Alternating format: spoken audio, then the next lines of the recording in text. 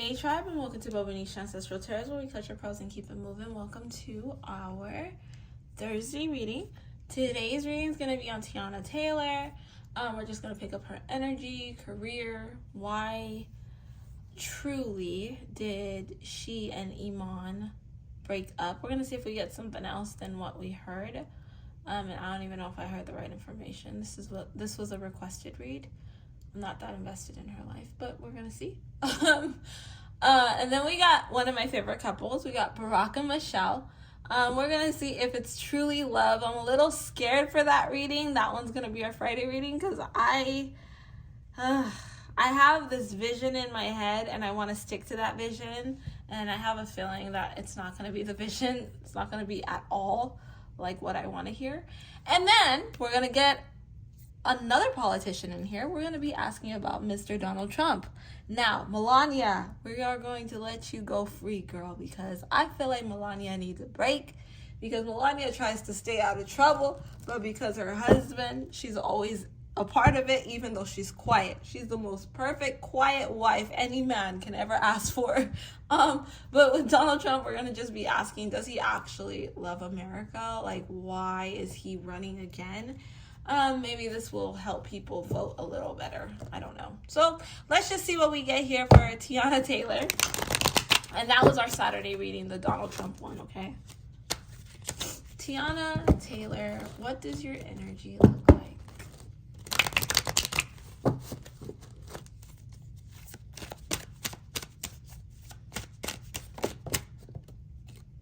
Intuitive in reverse. Her energy, intuitive in reverse.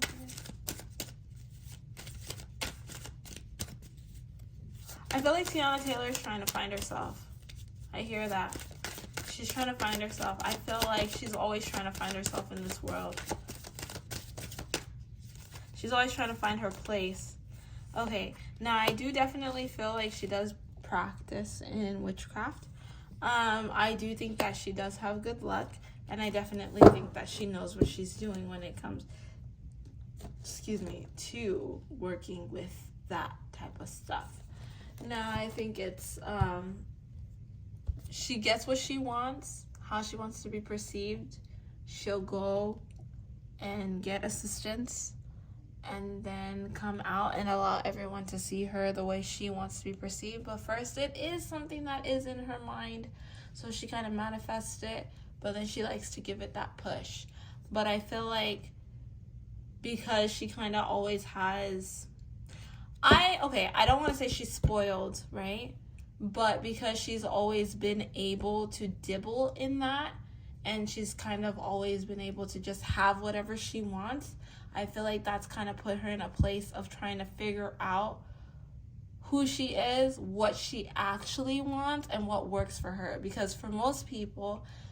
we make mistakes. Like, I know going through my journey from youth to adulthood, to motherhood to marriage, everything I did was very much hit or miss.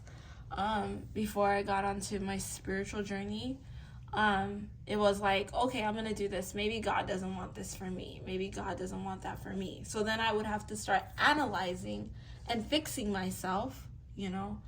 It wasn't handed to me to be able to manifest the life that I have, or it wasn't handed to me to be able to manifest the things that I want, opportunities and stuff like that, you know? It was more like I didn't know about manifestation because I came from a very extremely religious family. And it was more like, okay, well, maybe God doesn't want this for you. Maybe you're not supposed to get that. And then I'd be like, why wouldn't God want that for me? And then it'd be like, okay, now I got to figure it out. Like, maybe I need to learn something from this experience. With Tiana Taylor, I don't feel like she had those experiences because I feel like whatever she wanted was very much handed to her, but it was done to her in an unjust way in her mind now, that it's like, okay, now I know what to do to get what I want, but I don't know myself. And I'm confused. It's like, she's very confused because the people she wants, she dates. The money she wants, she gets. The path she wants in life, she gets. But it puts confusion in her mind because I feel like there's an emptiness surrounding her energy. Those are things that when you're not granted with the opportunities to be able to get whatever you want, you gotta learn about who the hell you are and be able to accept not having those things. And when you allow life to play its course and you're able to have, like, you know, figure out how to get that, you learn a lot about yourself. And so when you actually get to the opportunities of being able to get what you want in life, you're not as confused, you know? Like, who wants to be confused at the top? That's the energy that I pick up with her. She got everything she ever wanted, but she's confused. Okay? I do definitely think that, like, she feels like her inner circle is very evil, and it's got her questioning things, because I guess people are spreading lies and rumors about her, and for some reason it's a certain somebody that keeps coming back to her to tell her. And I feel like these people are starting to make her question, are you guys actually loyal to me, or are you guys actually, like, just, like, excited when something bad happens to me? I definitely feel like she doesn't trust anybody around her. I think she knows exactly who it is, where it's coming from. I do think that she has a lot of negative people around her. Is she scared of any information being exposed at the moment? I do feel like she is living on hell on earth right now. That's crazy. She does have a lot of sadness surrounding her energy. Is she worried about being exposed with anything when it comes to this Diddy situation? How about that? But she was close to Diddy, wasn't she? It's been a very long, painful journey. I don't feel like she actually is extremely worried about anything coming out when it comes to Diddy, because I don't think she's surrounded herself around those people enough. But I do definitely think she has a story behind Diddy. She has some kind of story. There's something that happened to her when it came to Diddy and his kids. But she's not going to speak on it, because loyalty is key for her. Okay, now when it came to Iman and Tiana, is there love there first? Let's ask. Knowledge, think, study, inform. I do feel like there's definite love there still. They do still mess around with each other. They do really do love each other. But I think that when it came to one another, I feel like they stopped working as a team. And that's where the issues came in their relationship. I feel that somebody had to turn into the kiss ass. And the other person didn't want to be that. Like, whoever it is, it's just like ego got involved. And it's like, it's either you or me. And I really don't want to get into a position where it's like, you're not happy and I'm not happy. Let's just be real. We're not happy with one another. And I think it's best for us to move on. That's the energy that I pick up. I feel like it was more mutual than the way they put out. I heard cheating, but I don't know how it could have been cheating if they were in an open relationship. But I do believe that it had, excuse my ugly nails, I haven't had the time to to do them, but I will get to them soon. Anyways, so that's not part of anything. But I think that when it came to Iman, it was part of her trying to figure herself out. And it's one of those situations where she feels like it was either super happy with him or super miserable in the relationship. I do think that money had a big part to play in this relationship. She wanted to do her career and he wanted to do his career, but they wanted the one or the other to be home, to be there for the family. And when they were home, to be able to have those family memories, it just wasn't enough. It wasn't enough. So it's like they felt completely incomplete with one another. They seen a lot of ugly sides of one another. They started to become mean to one another, but they were like best friends. Like, I really do feel they were best friends. And you know, sometimes you gotta let your best friend go. It's one of those situations. I do still feel a friendship between the two. A matter of fact, I feel like Iman might get somebody pregnant. I don't know. I'm just saying, he might get somebody pregnant. He might actually date somebody else, get her pregnant, start a new family. And I think that Tiana's gonna be okay with it. I think that she'll be okay with it because that's her best friend. That's the one thing she can actually say is Iman is her best friend. And that's the one thing that you can actually say about Iman. She was his best friend too.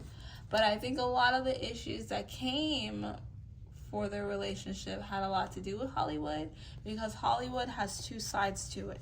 You got the, oh, we're a perfect, beautiful, happy family. but now the world is involved. And then you got the whole side of Hollywood where now you got that dark side. So I feel like they were dealing with the dark soul of the night in a relationship. I didn't even know this was possible, but they went through a dark soul of the night when it came to their relationship. I do think that there's always going to be love for that relationship right there.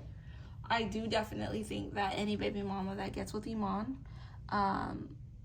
has every right to feel like, I'm not comfortable with you going to her house by yourself, because they definitely will F together. That's just the energy I pick up. But with these two in their relationship, I feel like these two are actually strong. I don't know why I hear that. I heard a strong karmic twin flame. A strong karmic twin flame. Okay? They wanted to be better. But in this journey, they were here to bring out the dark side of each other, to grow. And I think that this relationship didn't work because there's two sides of Hollywood. There's two sides of their life. It's either one really beautiful side or one really dark side. And I feel like right now they're experiencing their dark soul of the night and they had to separate, but ultimately they will come back together. Now, I don't know if that means a relationship or friendship. I'm not picking that part up. I can't hear it. I'm not feeling it. We'll just have to see what happens. But like their journey here together was to be, it's so in love with each other, they became karmic towards one another, because they really have to grow so that when they return home, they're able to have had some type of ascension from what they went through with one another. They went through some serious stuff, okay? They really pushed each other's buttons. That's what I picked up. They really pushed each other's buttons to a point of no return, to a point of having no other choice but to get to know who you are as a person. So we're going to end our reading right there, guys. Don't forget to like, share, and subscribe. I hope you guys enjoyed this reading as much as I enjoyed telling it. I was actually pretty interested in this. I'll catch you guys on our Barack and Michelle reading that I am so dreadful about doing. So I'll catch you guys on Friday. Bye.